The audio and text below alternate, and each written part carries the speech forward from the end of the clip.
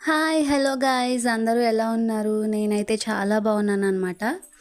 ఈరోజు విషయం ఏంటంటే, నేను మా హస్బెండ్ కలిసి బిక్కవోల్ టెంపుల్‌కైతే వెళ్ళాము. చిన్న పూజ ఉందని. అయితే ఆ పూజ చూసుకున్న తర్వాత విఘ్నేశ్వరుడు గుడికి వినాయక స్వామి గుడికి కూడా వెళ్ళామనమాట. ఆ 2 గుళ్ళు అయితే మేము దర్శించుకోవడం జరిగింది. 2 చోట్ల కూడా మాకు దర్శనం చాలా బాగా అయిందనమాట. మీ అందరికీ తెలిసే ఉండొచ్చు. అంటే నా వీడియోస్ అంతగా వెళ్ళట్లేదు కాబట్టి కొంచెం సబ్స్క్రైబ్ చేసుకొని లైక్ చేయండి. బిక్కవోలు వినాయకుడు తెలియని వాళ్ళంటూ ఎవరూ ఉండరు. ఆయన స్వయంభుగా వెలిసి సంవత్సరం ప్రతి ఇయర్ పెరుగుతూ వచ్చారనమాట. ఆయన అంతటా ఆయనే వెలిసారు. ఇంకొకటి ఏంటంటే సుబ్రహ్మణ్య స్వామి గుడి కూడా అంతే. ఈ 2 కూడా బిక్కవోలులో చాలా ఫేమస్ అయిన టెంపుల్స్ 2 కూడా. ఇక్కడ దగ్గరలో చుట్టుపక్కల ఉన్న వాళ్ళందరికీ తెలిసిందే అది. మేమైతే ఇంకా సుబ్రహ్మణ్య స్వామి గుడి దగ్గరికి వెళ్ళేసి వచ్చి ఇంకా అక్కడ టైం కూడా ఉంది కదా అని కొంచెం విఘ్నేశ్వరుడి గుడికి కూడా వెళ్ళి వచ్చేసామన్నమాట. కోరికలు ఉంటాయి కదా మనకి తీర్చుకోవడానికి. అది కూడా అంటే విఘ్నేశ్వరుడి గుడి కూడా చుట్టూ పొలాలు అంతా మనకి చాలా నీట్గా ఉంటుందన్నమాట. ఇంకొచ్చేసి సుబ్రహ్మణ్య స్వామి గుడి అంటే లాస్ట్ టైం ఒకసారి నేను పోస్ట్ చేశాను.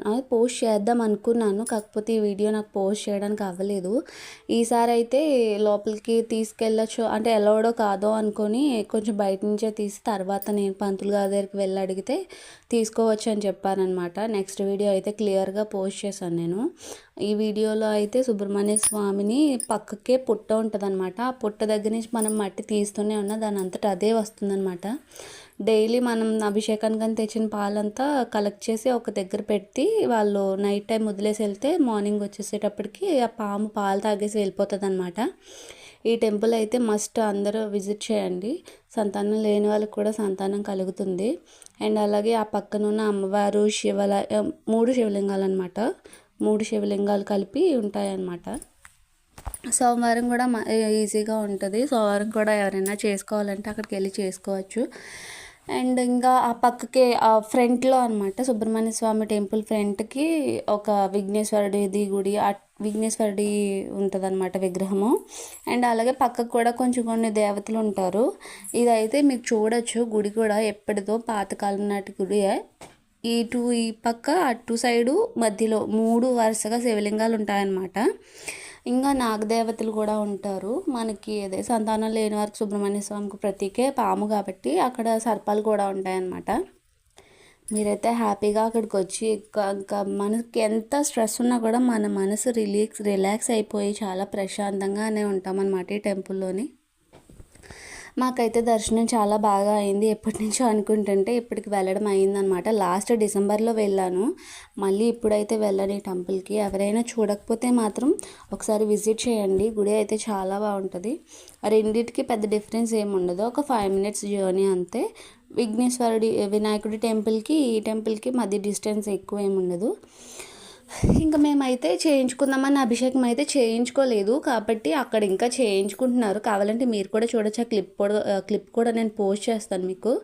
మేము చేయించుకోవడం కావక మేము తెచ్చుకునే లోపల ఇచ్చేసామన్నమాట. అభిషేకానికి పాలు, అరటిపళ్ళు, కొబ్బరికాయ అలా ఇచ్చేసాము. కాకపోతే సెపరేట్గా ఉంటుందంట. మాకు తెలియక మేము వెళ్ళలేదు. నెక్స్ట్ టైం మీరు ఎప్పుడైనా వెళ్తే అభిషేకం చేయించుకోవడానికి ఒకసారి మీరు కూడా క్లియర్గా కనుక్కొని వెళ్ళండి. గుడి దగ్గరే మనకి ఏం కావాలన్నా గుడి దగ్గరే అమ్ముతారు. మీరు ఏం చేయించుకోవాలన్నా, ఎటువంటి అభిషేకాలు చేయించుకోవాలన్నా ఏం చేయించుకోవాలన్నా మీరు ఏది తీసుకెళ్ళకపోయినా పర్వాలేదు. ప్రతిదీ గుడి ముందు దొరుకుతుంది మనకి. కొబ్బరికాయలు, అరటిపళ్ళు, పాలు ఇంకా ఎక్సెట్రా ఏం కావాలన్నా అక్కడ దొరుకుతుంది. చూడొచ్చు. మీకు యాడ్ చేశాను అనమాట ఆ పిక్లో. అయితే అక్కడ ఏమేమి కావాలో మనకి క్లియర్గా వాళ్ళందరూ సెట్ చేసుకున్నారు కదా. అభిషేకానికి కావాల్సిన కిట్ అది 300 అమ్ముతారు బయట. ఇంకా తక్కువలో కావాలంటే 150లో కూడా ఉంటుంది. కాకపోతే 300 అయితే అన్నీ ఉంటాయన్నమాట. మరి మాకైతే చాలా బాగా దర్శనం అయింది. మరీ అంత రష్గా కూడా లేదు.